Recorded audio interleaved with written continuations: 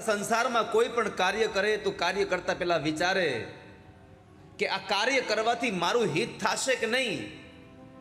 મારું હિત થશે એટલું જ નહીં, મારા હિત પાછળ કોઈનું અહિત તો નથી થઈ જતું ને. બાલા વૈષ્ણવો,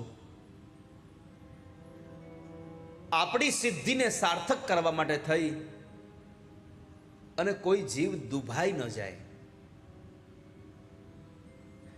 આપણું ગમતું કાર્ય સંપન્ન કરવા માટે થઈ અને કોઈનું અહિત ન થઈ જાય, એની કાળજી રાખશો ને તો પણ તમારું કાર્ય સફળ નહીં થાય તોય તમને ખુશી પ્રાપ્ત થશે. બાકી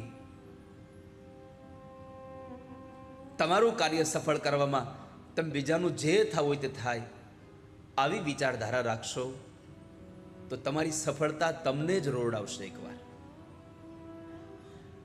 તમારી સફળતા તમને જ દુખી કરશે.